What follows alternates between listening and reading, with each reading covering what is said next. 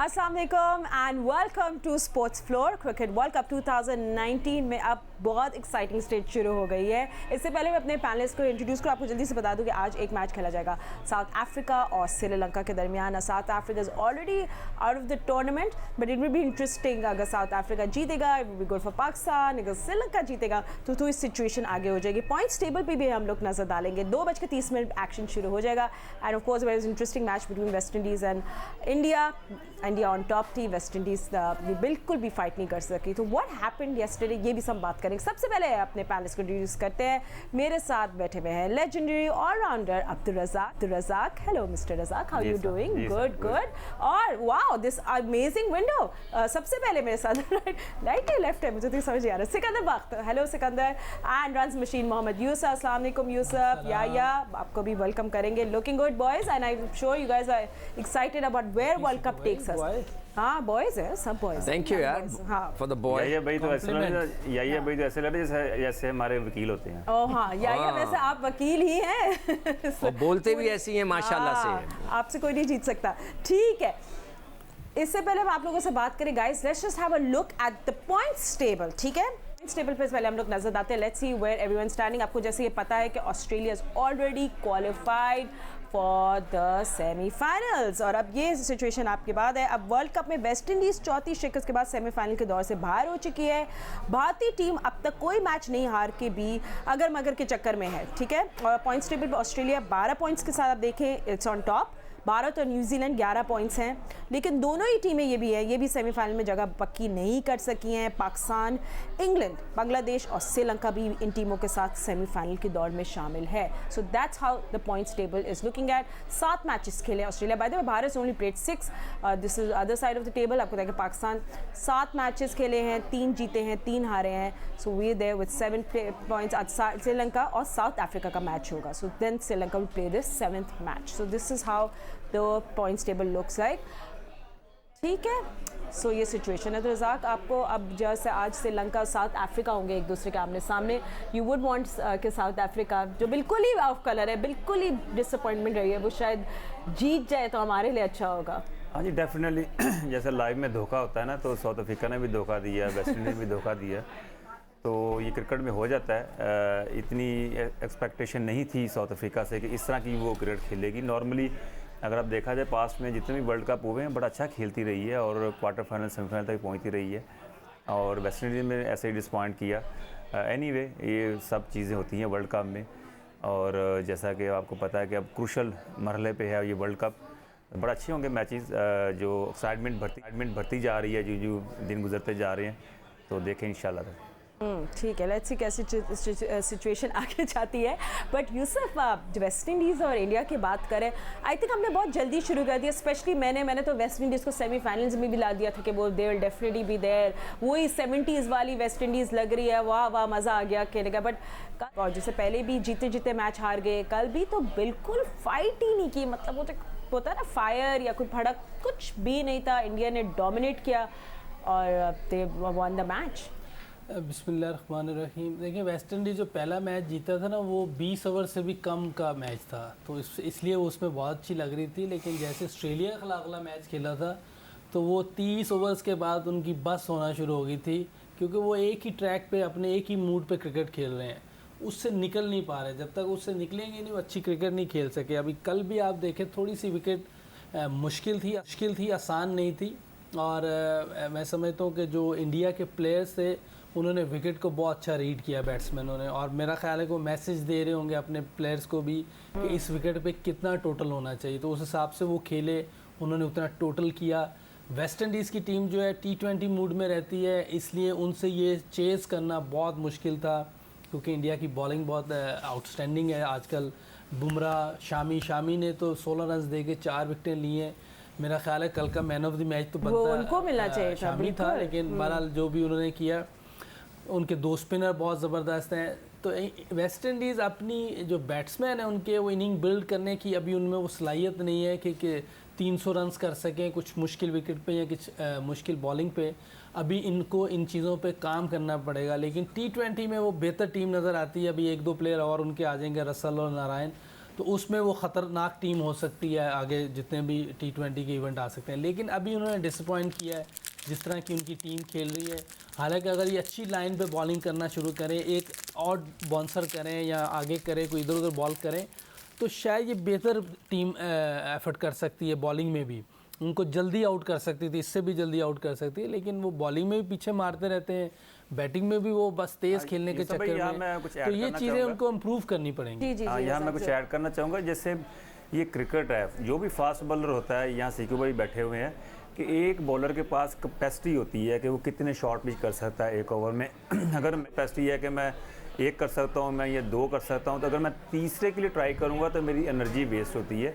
तो West Indies के भी ओवरऑल मुझे लग रहा है दुनिया में कोई भी ऐसा बॉलर नहीं आया जो एक ओवर में 4-4, 5-5 शॉट पिच करे और उसका एनर्जी लेवल डाउन ना हो। तो इसीलिए जैसे यूसुफ भाई ने बात कहा कि 30 ओवर के बाद, 25 ओवर के बाद वो बिल्कुल मरे हुए लगते हैं, इसलिए आखिरी ओवर करने में उनको प्रॉब्लम होती है, उनका बॉल नहीं पहुंच रहा होता, वो सारी एनर्जी अपनी शुरू में ही दे देते हैं। और सिकंदर भी एनर्जी ले रहे हैं। मगर एक बात मैं रज़ाक से कहूँगा, जो सब आवाज़ें आ रही थी आपकी खाने के आने के। फातिमा मैं एक बात ज़रूर कहूँगा, रज़ाक जो एक बात बहुत शुरू से कह रहे हैं और यूसुफ भी वो बहुत सही कह रहे हैं। अब वो बात पूरी सेट हो जाती है वेस्ट इंडीज़ के ऊपर कि ये लोग सिर्फ T20 पे कॉन्सेंट्रेट करें। तो उनका जो लिमिटेशन है वो T20 तक की है, उनमें वो स्टेमिना नहीं है कि वो 25 ओवर दिन के कर जाएँ। आप देखें कि वो शुरू के अंदर इतना ज़बरदस्त करते हैं, 35 ओवर के बाद वो बिल्कुल ढीले पड़े हुए होते हैं। ठीक, वही पता है कि इनके माइंड में, मेरे पॉइंट ऑफ व्यू से ये है कि इनके माइंड में ये है कि हम सारी टीमों को डरा के आउट कर लेंगे, शॉर्ट पिच करके आउट कर लेंगे। ये वंस ब्लू मून होता है जो पाकिस्तान के साथ हुआ। ओवरऑल देखें तो आप इन्होंने टॉस जीत के प्रेफर किया पहले बॉलिंग करना, और जल्दी आउट करने के बाद भी 2 दिन विकेट लेने के बाद भी 280-90 इन्होंने करवाया है। अच्छा, एक और चीज़ फातिमा, मैं प्रोड्यूसर साहब से कहूँगा कि वो जो शामी का स्पेल दिखा रहे थे वो ज़रूर दिखाएं। कल जो डिस्कस हो रहा था मैंने पूरा बैठ के वॉच किया, जो मैं हमेशा कहता हूँ कि देखिए उनका जो सीम है वो रज़ाक भी जानते हैं कि सीम आके लग रहा था बिल्कुल सीधा, और आके ठक करके गेंद ऊपर जा रहा था। और हमारे वाले बॉलर्स का ना सीम घूम रहा होता है या वो स्पिन कर रहे होते हैं उंगलियों से, ये सारी चालाकियां। तो जब भी वो जो नया गेंद का जो इफेक्टिवनेस है वो नहीं आ रही। नया गेंद जब तक आके सीम पे नहीं गिरेगा वो हिलेगा नहीं। रज़ाक से पूछ लें इस पे और वो भी रोशनी डालें। देखिए बिल्कुल सही कहा, इसकी बॉल रिलीजिंग बहुत अच्छी है, बैलेंस बहुत अच्छा है। और अगर आप देखा जाए कि जब ये बॉल रिलीज करता है तो इसका बॉल हाथ से गिरते ही सीम पे जाता है। दिखा भी रहे हैं, सीम पे जब बॉल गिरता है तो बैट्समैन, बड़े बड़े बैट्समैन जो होते हैं ना, वो डिसीव होते हैं, क्योंकि उनको पता नहीं चलता कि ये बॉल अंदर आए या बाहर निकलेगा। लाइन तो इसकी इतनी अच्छी है, मैं सारा क्रेडिट मैं समझता हूँ इसके एक्शन और रिलीजिंग पे दूंगा कि जिस तरह ये बॉल रिलीज़ करता है। जैसे हमारे पास में वसीम अकरम थे, उनका भी बॉल बड़ा सीम पे गिरता था। अजहर महमूद थे, वो बड़ा अच्छा बॉल सीम पे गिराते थे। तो ये सारी क्वालिटी होती है, ये एबिलिटी होती है जो उसने देखा। और जो बॉल वो डिलीवर करता है वो आगे पिच करता है, बॉल को एयर देता ही देता है, इसलिए उसको मूवमेंट मिलती है। अच्छा, एक और चीज़ फातिमा, सारे नौजवान क्रिकेटर्स जो फास्ट बॉलर हैं वो अगर ये प्रोग्राम इस वक्त देख रहे हैं और वो सोच रहे होंगे कि हमें कैसे पता चले कि ये गेंद सीम पे गिर रहा है नहीं गिर रहा। जब आप नया गेंद से गेंद करते हैं, हर गेंद के बाद उठा के आप देखें कि गेंद के ऊपर जो पिच का गिरने का निशान किधर है। अगर वो नया गेंद है ना वो फ़ौरन बता देगा। अगर वो आपका गेंद के ऊपर जो सीम होती है यानी सिलाई, सिलाई के ऊपर आपका निशान पड़ रहा है तो उसका मतलब है आपका सिलाई जो है वो जो कि सीम है वो गिरनी चाहिए। और अगर साइड्स पे गेंद गिर रही है तो उसका मतलब है कि आपकी सीम सही नहीं लग रही। तो ये बहुत ही सिंपल सा तरीका है, उसको आप अडॉप्ट करें तो बच्चे जो है इम्प्रूव कर सकते हैं। No that's a good tip, thank you Sikandar. But yeah कल वैसे जब मोहम्मद शामी की हम लोग बात कर रहे थे, या जैसे ज़बरदस्त बोली कही, ऐसे मैन ऑफ द मैच वही बनते थे। बट इंडिया थोड़ा रैप अप करेंगे इंडिया वेस्ट इंडीज़ को। India is a very strong contender, India बहुत स्ट्रॉन्ग लग रही है, ख़तरा है सबके लिए। बट दे आई थिंक दूसरी सेमीफाइनल्स ऑस्ट्रेलिया के बाद will be India. What do you think? देखिए फातिमा, इंडिया सेमीफाइनल से आगे जाएगी नहीं। और जो सबसे इंपॉर्टेंट चीज़ है उस टूर्नामेंट में वो ये है कि आप इस टूर्नामेंट से पहले पाकिस्तान और इंग्लैंड की सीरीज़ को देखें, जहां 300 पे 300 बन रहे थे, 350 पे 350 भी हुए। लेकिन उसकी बुनियादी वजह ये थी कि उस वक्त फ्रेश विकेट्स थी। अब जो पिचेज़ हैं वो यूज़ टू हो गई हैं, अब जो पिचेज़ हैं वो उस पर मैचेस हो गए हैं। तो अब आप देखें कि 232, 250 बड़ी मुश्किल से हो रहे हैं। और दूसरी जो सबसे इंपॉर्टेंट बात है कि इस सेमीफाइनल की लाइनअप में ऑस्ट्रेलिया, इंडिया और न्यूजीलैंड को आप मेक श्योर समझें, कंफर्म समझें कि वो है, सिर्फ मुकाबला पाकिस्तान और इंग्लैंड का है। उसकी बुनियादी वजह यह है कि बांग्लादेश और श्रीलंका को मैं इस मुकाबले में समझ ही नहीं रहा। उसकी बुनियादी वजह यह है कि इन दोनों टीमों को अपने सारे मैचेस जीतने होंगे और सारे मैचेस जीतने के लिए उनको इंडिया को ठिकाने लगाना होगा, जो इतना आसान है नहीं। इंडिया का एक मैच श्रीलंका के साथ है, एक मैच बांग्लादेश के साथ है और दोनों मैच अगर इंडिया जीता तो दोनों टीमों का काम वो खत्म कर देंगे। अच्छा, एक यहाँ पे सॉरी मैं इंटरप्ट कर रहा हूँ याया, क्या इज इट पॉसिबल कि इंडिया पाकिस्तान के साथ हमेशा दुश्मनी करता है? क्या वो हमें हटाने के लिए इनमें से किसी को अगर वो नजर आया उसे कि ये जीत सकते हैं और ये हम उनको जिता दें तो पाकिस्तान बाहर, क्या वो हरकत करेंगे ऐसी? इसलिए कि इस किस्म की चीज़ें करते हैं वो। देखें सिकंदर बख्श साहब, मुझे नहीं पता, मोहम्मद यूसुफ साहब यहाँ बैठे हैं, डोमेस्टिक क्रिकेट में तो हुआ ऐसा और इस बात को एडमिट भी किया शुएब मालिक ने। और एक डोमेस्टिक क्रिकेट का मैच था 2005 में, आई थिंक मेरा ख्याल है लाहौर में का मैच था लाहौर के खिलाफ, और वो मोहम्मद यूसुफ की टीम, अगर वो जीत जाते तो मोहम्मद यूसुफ की जो टीम थी वो आखिरी 4 टीमों में चली जाती, तो वो जानबूझ के मैच हार गए और उन्होंने इस बात को एडमिट भी किया कि जी हम जानबूझ के मैच हारे हैं ताकि मोहम्मद यूसुफ की जो टीम है वो आखिरी 4 टीमों में ना चले जाए। इंटरनेशनल क्रिकेट में तो इस तरह की आप बात ज़रूर कर सकते हैं, लेकिन कोई आके इस बात को एडमिट नहीं करता कि जी ऐसा हुआ है। हमारी टीम के हवाले से अगर आप बात करें, 92 की सबसे बड़ी मिसाल है जहां पर हमारी टीम क्राइस्टचर्च में न्यूजीलैंड को हराने के बाद इस बात का इंतजार कर रही थी कि सिडनी में वेस्ट इंडीज़ की टीम जो ऑस्ट्रेलिया से हार जाए, और ऑस्ट्रेलिया की टीम हार गई। लेकिन जहां तक आप इस टूर्नामेंट में बात कर रहे हैं इंडिया की टीम की, क्या वो श्रीलंका से हार सकती है, क्या वो बांग्लादेश से हार सकती है, तो सबसे बड़ा सवाल यह है कि आज जो मैच श्रीलंका का जनूबी अफ्रीका के साथ है वो जीतना जरूरी है, वो जीतना जरूरी है। उसके बाद उनके आगे बढ़ने के इम्कान रोशन होंगे। बल्कि एक और मैच भी है उनका वेस्ट इंडीज के साथ भी उनका मैच है। हाँ, अगर ये दोनों जीत जाते हैं, ये 2 ऐसे मैच हैं जिस पर आप कह सकते हैं कि श्रीलंका की टीम आगे बढ़ सकती है। मैं श्रीलंका से ज़्यादा मजबूत टीम बांग्लादेश को समझता हूँ, लेकिन बांग्लादेश की टीम इंडिया के खिलाफ हालिया अरसे में कोई ज़्यादा अच्छा खेली नहीं है। अगर आप श्रीलंका की परफॉर्मेंस की बात करते हैं तो वन ऑफ परफॉर्मेंस थी उनकी, एक्स्ट्रा ऑर्डिनरी परफॉर्मेंस आप कह सकते हैं उनका, कि उन्होंने दिखा दी। लेकिन ये टीमें बस यहाँ तक, इससे ज़्यादा आगे बढ़ेंगी नहीं। असल जो चीज़ है वो ये है कि इंग्लैंड की टीम इस वक्त बहुत ज़्यादा अंडर प्रेशर है और इंग्लैंड की टीम के हाथ में है चीज़ें, वो जीतें और आगे बढ़ेंगे, और हमारे हाथ में नहीं है चीज़ें।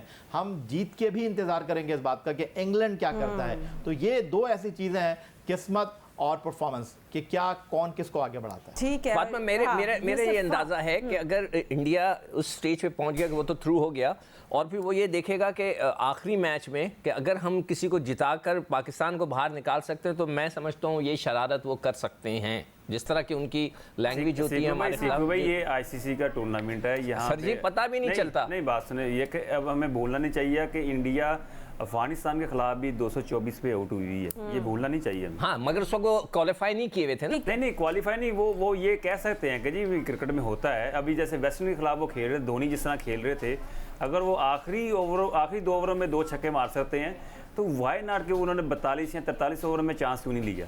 तो ये भी चीज़ें देखनी पड़ती है। अगर ये वेस्ट इंडीज मैच जीत जाती है आराम से तो सारा ब्लेम मैं कहता मिस धोनी पे आना था। मिस ठीक है, अच्छा वैसे वर्ल्ड कप इतना ज़बरदस्त और इंटरेस्टिंग हो गया। Australia already in the semifinals, अब now world cup is open for all these teams कि कौन आगे जाएगा। नाउ बिफोर दैट रज़ाक, आपसे मैं पूछूंगी, आपने जो कमेंट किया था कि आपको हार्दिक पांड्या जो है आपको बहुत इंटरेस्टिंग लगे, अच्छे लगे, पोटेंशियल लगे, अच्छे ऑलराउंडर हैं, कभी वेस्ट इंडीज़ के खिलाफ भी उन्हें 46 बनाए, 38 पिकड अप अ विकेट, और आपने बोला कुछ उनकी मुझे फुट मूवमेंट्स और इधर उधर कहीं फॉल्ट लगती है, और आपने ऑफर की है कि वो आप उनको 2 हफ्तों में बेस्ट या एक्चुअली नंबर 1 ऑलराउंडर बना सकते हैं दुनिया में। तो मुझे ये बताएं, ये तो आपने सब बातें कर दी, पहले इस पर भी आप एक्सप्लेन करेगा, but Pakistani if I think about, what about Fahim Ashraf, आप उसको नहीं ट्रेन कर सकते? देखिए, बात यह है कि पोटेंशियल नज़र आने की बात है, और फ़हीम अशरफ में भी इम्प्रूवमेंट आ सकती थी, पर किसी ने कोई ना बात की। इवन कि हम PSL में भी मिलते रहे तो मेरा दिल था कि मैं उसको थोड़ा सा कोचिंग कर सकूं, पर वो इंटरेस्टेड नहीं थे। एनीवे, हार्दिक पांड्या की जहाँ बात की है, इसमें फ़ॉल्ट इतने ज़्यादा हैं कि अगर ये अपने फ़ॉल्ट को वो सही कर ले तो इसमें काफ़ी इंप्रूवमेंट आ सकती है। ये क्रिकेट पॉइंट ऑफ व्यू से मैं बात कर रहा हूँ, मेरा उनसे कोई लेना देना नहीं है, पर यह कि एक अच्छी चीज़ नज़र आई और मुझे कुछ ऐसी चीज़ें नज़र आ रही हैं उसमें कि अगर वो थोड़ा इसमें वर्क कर ले तो मैं समझता हूँ काफ़ी इंप्रूवमेंट की तरफ जा सकते नहीं हैं। तो पाकिस्तानी आपको कोई किसी में से दिख रहा है कि भाई हाँ ये कच्चर है, इसमें मैं देख रहा हूँ बस ये छोटी मोटी इसकी कुछ मसले हैं, इसको मैं सॉल्व कर दूँ, उसको थोड़ी सी ट्रेनिंग कर दूँ, तो ये भी हमारे जो कि हमें तो ऑलराउंडर की ज़रूरत है और आप जैसे ऑलराउंडर के, तो कहीं आपको वो कहीं जर्म किसी और पाकिस्तानी में नहीं दिख रहा? नहीं, डेफिनेटली ये फ़हीम अशरफ है, उसमें इंप्रूवमेंट आ सकती थी, पर इन्होंने उसको बॉलिंग ज़्यादा प्रेफर करनी। इवन के देखा जाए कि फ़हीम अशरफ ने जितने मैचेस देखे हैं कहीं भी उन्होंने इनको ऐसा नहीं किया अब दी ऑर्डर जाके माया जाए, वन डाउन या भेजा जाए, या ये देखे थे कैसा खेलते हैं, उनको एज ए बॉलर यूटिलाइज करते रहे हैं। बैटिंग उनकी पार्ट थी। जैसे अब हसन अली है, हसन अली को भी प्रेफर ये कर रहे हैं कि ये एज ए मेन बॉलर उसको सिलेक्शन हो रही है। अगर जब आपके माइंड में नहीं है कि उसको ऑलराउंडर एज ए बनाना है तो वो कैसे बनेगा? तो उसको भी as a part time batting उसको दी जाती है। जब भी वो हिटिंग कर लेता है, जब 50 भी उसने की है, 45 भी किया है, उसने हिटिंग कर लेता है, पर कोई इंटरेस्टेड नहीं है उसको ऑलराउंडर बनाने। यूसुफ बिल्कुल सही बात कह रहे हैं कि है पोटेंशियल, बट वही बात है, पहले तो हमने तो फ़हीम अशरफ को देखा ही नहीं था ना, वो वार्म अप मैच में ने बड़ा ज़बरदस्त परफॉर्म किया, फिर उसके बाद अभी को भी समझ ही नहीं है, मैनेजमेंट को समझ नहीं है इनके साथ क्या। सवाल जी फेंक सकता हूँ प्लीज? Ji sure. यार यूसुफ ये बताओ कि इज इट पॉसिबल कि जैसे कि अगर हमें एक ऐसा पोटेंशियल ऑलराउंडर नज़र आता है कि फ़हीम अशरफ है, इसी तरह का कोई और एक दो नज़र आते हैं कि जिनमें आप समझते हैं कि बॉलिंग ज़बरदस्त है, इनको बैटिंग इंप्रूव करना है, क्या क्रिकेट बोर्ड उनके इदारों से बात कर सकता है कि यार इसको ज़रा ऊपर भेजा करो, ये 7वें नंबर पे आपके इदारे में बैटिंग करता है? कुछ इस किस्म की चीज़ होनी चाहिए जिससे उसकी इम्प्रूवमेंट हो सके कि वो बैटिंग ऊपर करें। देखिए होनी चाहिए भी है और करनी भी चाहिए, क्योंकि आप देखें इन जिन लड़कों का हमें पता होता है कि इन्हें हमने अब 20 में या 15 में रखना है, तो उन पे हमें ज़्यादा मेहनत करनी है, नहीं कि दूसरों पे नहीं करनी, इन पे ज़्यादा नज़र रखनी है। जैसे फर्स्ट क्लास में जैसे हमने उस दिन बात की थी कि हमें नज़र आ रहे हैं जी 1-2 प्लेयर ऐसे हैं जो अच्छा परफॉर्म कर रहे हैं बैटिंग में या बॉलिंग में, उनके मैचेस आपको जाके देखने चाहिए, बोर्ड को जा इन्वॉल्व होना चाहिए उसमें, जो हमारे नेशनल सेलेक्टर्स हैं उनको इन्वॉल्व होना चाहिए, कैप्टन को इन्वॉल्व होना चाहिए, कोचिंग स्टाफ जैसे आप कहते हैं कि उन्हें भी मगर वो तो पाकिस्तान में नहीं होते ना, अब मुसीबत तो ये है। अगर थोड़ा सा उनको इन्वॉल्व करें तो ये बेहतरी आ सकती है। पाकिस्तान के जो यंगस्टर हैं, अपकमिंग प्लेयर आने वाले होते हैं फर्स्ट क्लास में, जैसे फ़हीम अशरफ है या यामीन, क्या नाम है उसका, आमिर यामीन, वो भी अच्छा ऑलराउंडर लगता है। देखिए ये सारी नई शुरू की स्टेज है, इनको जितना कॉन्फिडेंस दे, हमारे पास अब्दुल रज़ाक है, अज़हर महमूद है, वसीम अकरम भी बेहतर ऑलराउंडर थे, वो बॉलिंग में तो नंबर 1 है, इसमें कोई शक नहीं, लेकिन बैटिंग में भी उन्होंने यूसुफ भाई 2-3 सेंचुरीज की। हाँ बोले। जैसे बड़ा अच्छा डिस्क्राइब किया यूसुफ भाई ने, भाई ये कि हमारी प्रॉब्लम ये है कि हम कोचिंग समझते हैं ज़ुबान को, ज़बान से कोचिंग नहीं होती, प्रैक्टिकल आपको वर्क करना पड़ता है, हार्ड वर्क करनी पड़ती है। आपको कुर्सी पे बैठ के आप देख के नहीं आप कुछ इम्प्रूवमेंट ले सकते, आपको ग्राउंड में प्लेयर के साथ मेहनत करना पड़ती है, और प्लेयर को भी पता चलता है कि ये कोच मेरे साथ कितना सिंसियर है। अब मैं बैठ जाऊँ कुर्सी पे और मैं इधर बैठे सुनो मेरा लेक्चर 2 घंटे का, तो मैं आपको बताता हूँ कैसे वर्ल्ड क्लास बना जाता है, कैसे बैटिंग आती है, कैसे बॉलिंग आती है, तो ये यूजलेस है, ये अपने आप से के साथ ज्यादती कर रहे हैं। इवन के जब हम वर्ल्ड कप के लिए जाते तो इमरान खान आते थे हमें लेक्चर देने के लिए, यकीन माने कि उनका जब आते थे तो पहली बात की समझ आती थी और एंड की समझ आती थी कि जी के गिव अप नहीं करना, बाकी तो नॉर्मल बातें ही वो करके चले अच्छा फातिमा, अभी हम इंग्लैंड से किसी का इंटरव्यू ले रहे थे, I don't know it was Majid Bhatti या फैज़ान या कोई, वो ये बता रहे थे कि इंग्लैंड ने एंडी फ्लावर, जो हमारे ग्रांड फ्लावर के बड़े भाई हैं या छोटे भाई, उनको रखा हुआ है और उनको मतलब एक पूरा इक्विप करके रखा है। जब भी उनको ये पता चलता है, ये पूछूंगा दोबारा मैं या कोई शायद याद हो किसने ये बात बताई थी, कि जब भी उनको पता चलता है कि फलां काउंटी में एक लड़का है जो बहुत ज़बरदस्त खेलता है, वो जाते हैं उसको देखते हैं, फिर अगर वो समझते हैं कि उसमें वो पोटेंशियल है तो उसको एकेडमी में ले आते हैं ताकि उसको ट्रेन कर सके। इस तरह उन्होंने टीम बनाई है। सिकंदर भाई मैंने 5 काउंटी से खेला हुआ है, और ये जो रूट जो है ये मैं आपको बताऊं, ये पहले था उधर लेस्टर की तरफ से, ठीक, लेस्टर की तरफ से इनको फ़ोन आया, इनके जो चीफ एग्जीक्यूटिव थे कोच को फ़ोन आया कि ECB का कॉल है, इसको जो है हम ग्रेड 2 खेल रहे थे, इसको नॉटिंघम में भेजो, ये ग्रेड 1 खेलेगा, हमने 2 साल के बाद इसको इंग्लैंड में खिलाना है।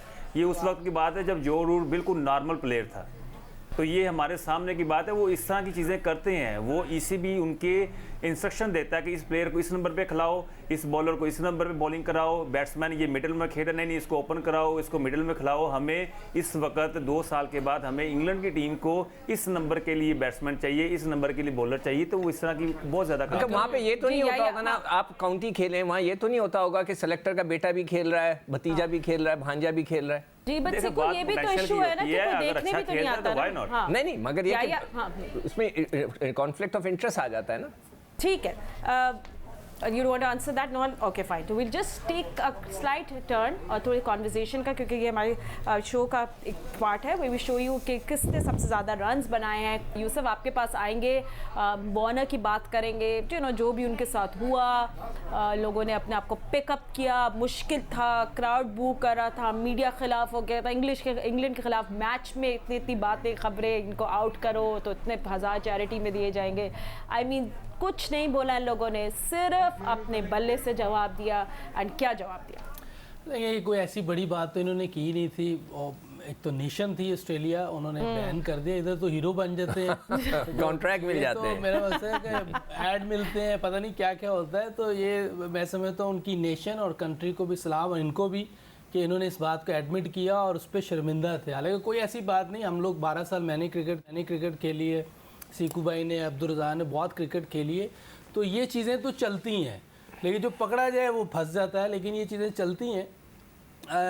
उसके बाद जो आके ये क्रिकेट खेला है और जिस तरह इसने अपने आप को अप्लाई किया है, विकेट पे टाइम दिया है, और जिस तरीके से इसने क्रिकेट खेली है, क्रेडिट जाता है दोनों को, स्मिथ को भी और इसको भी। स्मिथ चूँकि थोड़ा पीछे आते हैं, अभी वैसे नहीं रन्स कर सके, लेकिन आहिस्ता आहिस्ता वो दोबारा अपनी उस फॉर्म में आ जाएगा। तो ये मैं समझता हूँ उनकी कंट्री को भी क्रेडिट जाता है, इनको भी जाता है। इन्होंने एडमिट किया और आप देखें रो रहे थे प्रेस कॉन्फ्रेंस में, और ये इसको कहते हैं कि नेशन, शर्म भी आ रही थी। हाँ, शर्म भी आ रही थी। तो मेरा ख्याल है कि क्रेडिट जाना चाहिए दोनों को, कंट्री को भी, इनको भी, कि अपनी गलती को तस्लीम किया, और जो माफ़ी मांग ले उसको माफ़ भी कर देना चाहिए। ये भी अच्छी चीज़ है, और उन्होंने आके परफॉर्म किया है। नहीं मगर मुल्क बेचने वाले को तो माफ़ी मेरे ख्याल से तो नहीं होनी चाहिए। उसको तो फिर बोलना चाहिए कि ठीक है आप कोई और काम कर लें, मगर मुल्क के लिए ना खेलें। मेरे पास ये तो आप अपनी राय है, लेकिन चले, गलती हमसे भी हो सकती है। कल को हम किसी से माफ़ी मांगेंगे तो फिर हमें को माफ़, मुल्क बेचने की गलती जो है वो अलग चीज़ है। देखिए मुल्क ने माफ़ कर दिया उनको एक तरफ। अभी भी आप मुझे ये बताइए, याया को ज़्यादा पता होगा, याया क्या पाकिस्तान क्रिकेट बोर्ड ने उन्हें सज़ा दी है? बट यार ये थोड़ा सा कॉन्वर्सेशन चाहती हूँ, इतना नहीं आगे जाए, बट साथ साथ प्लीज अब मैं ये बात करना चाहिए थी बस शकीब कि वो अच्छा एक सवाल मैं यूसुफ से करना चाह रहा हूँ कि वॉर्नर और फिंच ऑस्ट्रेलिया की जो टीम के स्कोरर कर हैं, ये एक अच्छी चीज़ होती है कि सिर्फ 2 प्लेयर एक टीम के लिए सबसे ज़्यादा स्कोर करें, दूसरे इतने नहीं करें, खतरनाक नहीं होती? ये बहुत ख़तरा होता है। जैसे अगर देखें, कल भी इंडिया के 2 प्लेयर जो रोहित और कोहली थे, रोहित जल्दी आउट हो गया था, कोहली अगर ये 60-70 नहीं करता तो इंडिया भी फंस जाता। उनका जो मिडल ऑर्डर था एक्सपोज हुआ है कल, थोड़ी सी विकेट मुश्किल थी, उनको खेलने में प्रॉब्लम हो रही थी।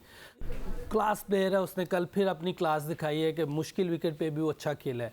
इसी तरह फिंच और जो वार्नर हैं, ये दोनों भी चीज़ें ऊपर से गए तो इनका भी मिडल ऑर्डर एक्सपोज हो सकता है।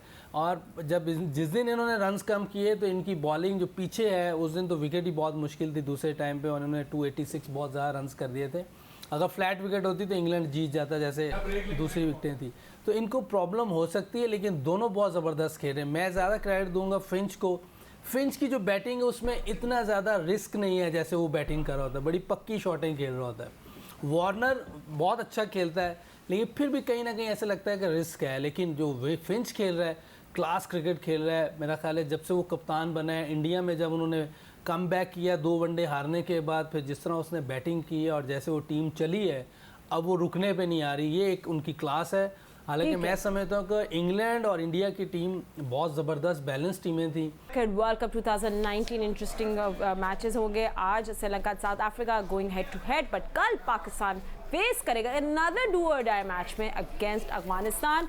और कैप्टन सरफराज अहमद कह रहे हैं we not gonna take Afghanistan seriously, well captain we should not. But तैयारी कैसी चल रही है ये हम जानेंगे जेनिस के मायदे सुहेल इमरान से, जो लीड्स में मौजूद है। सुहेल, व्हाट्स हैपनिंग, क्या कुछ हो रहा है?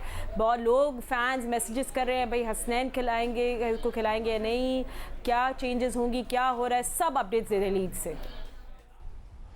पाकिस्तान क्रिकेट टीम ने आईसीसी वर्ल्ड कप का एक और अहम मैच कल यहां पर हेडिंग्ले में अफगानिस्तान के खिलाफ खेलना है। उसके लिए पाकिस्तान क्रिकेट टीम आज से कुछ देर के बाद यहां पर हेडिंग्ले में ट्रेनिंग सेशन करेगी। 3 घंटे का ट्रेनिंग सेशन रहेगा और अपनी तैयारियों को हतमी शक्ल देगी। आप वेदर की सूरत हाल देख रहे हैं कि कल यहां पर बहुत तेज धूप निकली हुई थी और पेशगोई यही की गई थी कि अगले 3 रोज इसी तरह धूप रहेगी, टेम्परेचर भी खासा रहेगा। लेकिन आज सुबह से ही गहरे स्याह बादल छाए हुए हैं, यहाँ पर ठंडी हवा भी चल रही है। लेकिन खुशआइंद बात यह है कि महकमे मौसमियात की जानिब से बारिश की पेशगोई नहीं की गई और इस तरह आज का ट्रेनिंग सेशन भी और इम्कान यही है कि कल मैच डे पर भी मैच मुतासर होने का इम्कान नहीं है।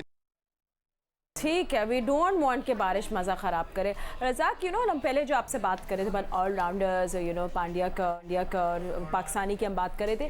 सो टेल मी वन थिंग, जो अब अगर ऑलराउंडर को आपने डेवलप करना है या मेंटोर करना है तो वो एक ऑलराउंडर कोच ही को करना चाहिए, राइट? तो जैसे अगर पाकिस्तान टीम में आप चाहते हैं कि 2-3 प्लेयर्स को हम लोग डेवलप करें, तो क्या एक शॉर्ट टर्म कॉन्ट्रैक्ट या कुछ ऐसे एक ऑलराउंडर कोच को आना चाहिए कि इसे थोड़ा सा समझाएं, या कोई भी फिर कोचिंग कर सकता है? देखिए, बात वही मेरिट की आ जाती है और ऑलराउंडर के पास पहली ऑप्शन ये होती है कि वो बैटिंग भी कर सकता है, बॉलिंग भी कर सकता है। तो वो फास्ट बॉलर को और बैट्समैनों को, जो ऑलराउंडर है स्पेशली, मेन बैट्समैनों का उनके साथ कोई लिंक नहीं है। हाँ, अगर कोई पूछना चाहे तो अलग बात है, पर वो बिल्कुल डिफरेंट कैटेगरी में चले जाते हैं जो प्रॉपर बैट्समैन होते हैं।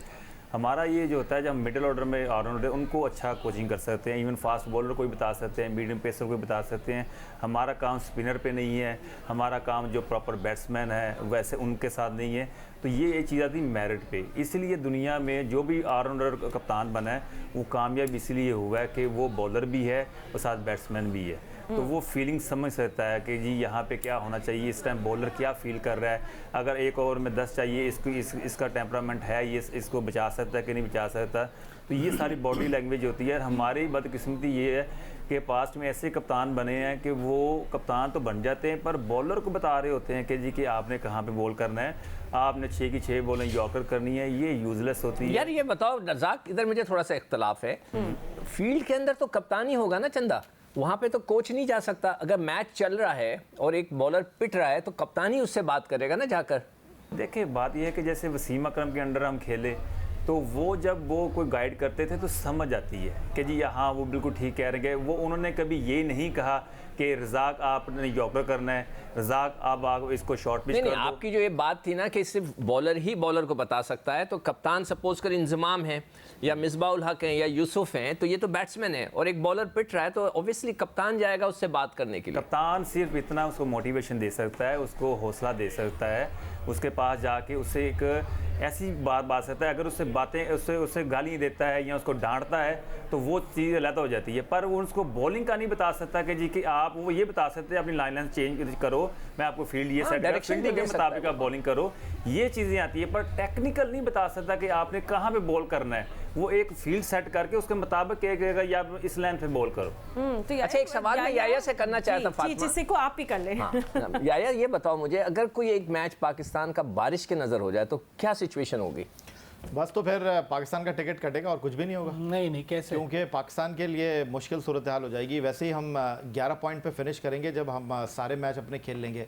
तो अगर एक मैच बारिश की नज़र हो जाता है तो फिर आपके चांसेस जो हैं और ख़त्म हो जाएंगे। लेकिन अभी अब्दुल रज़ाक जो बात कर रहे थे, बड़ी कन्फ्यूजन है अब्दुल रज़ाक की गुफ्तगू के अंदर। एक तरफ अब्दुल रज़ाक कह रहे हैं कि बॉलर जो है, बैट्समैन जो है बॉलर को समझा नहीं सकता। कल के मैच में भी हमने देखा कि विराट कोहली जिस तरह जसप्रीत बुमराह के साथ गुफ्तगू कर रहे थे, और पाकिस्तान के तो मोस्टली अब कप्तान जो है पिछले 10 सालों में बैट्समैन ही रहे हैं। दूसरी तरफ अब्दुल रज़ाक साहब ये कह रहे थे अभी थोड़ी देर पहले कि वो जो है वो पांड्या को कोचिंग करना चाहते हैं। वंडरफुल, और एक खिलाड़ी ही खिलाड़ी को बता सकता है उसकी खामियों के हवाले से। लेकिन मैं थोड़ा सा अब्दुल रज़ाक साहब को पिछले 2 साल की तरफ लेकर जाना चाहूँगा। आप कोयटा ग्लैडिएटर के साथ एसोसिएट हैं, तो वहाँ सोहेल तनवीर मौजूद है, वहाँ अनवर अली मौजूद हैं, तो वहाँ तो आपको बताने की ज़रूरत नहीं है कि वो बाकी लोग तो आपको बुला नहीं रहे। तो इन लोगों को आपने क्या गाइड किया रज़ाक साहब? बिल्कुल आपकी अच्छी बात है। कोयटा ग्लैडिएटर के साथ मैं हूँ और जहाँ पे इवन के जहाँ जिसको ज़रूरत पड़ती है मैं उसके साथ काम भी करता हूँ कि वहाँ एक स्टैंडर्ड है। अब सुहेल तनवीर को आप वो अपने आखिरी कैरियर के एंड पे है, उनको मैं क्या सिखाऊंगा? वो चीज़ आ ही नहीं सकती। जैसा कि एक स्टडी के लिए स्टूडेंट का ज़रूरी होता है कि वो शुरू से ही पढ़ना शुरू कर दे। 25 साल की उम्र जाके आप वो उसको छठी क्लास में डाल देंगे, वो पढ़ेगा कभी? ऐसा कभी भी नहीं होता। तो हर चीज़ का एक स्टैंडर्ड होता है, एक मेरिट होता है। मैं जो भी बात करता हूँ, मैं कोशिश करता हूँ मेरिट पे करनी चाहिए।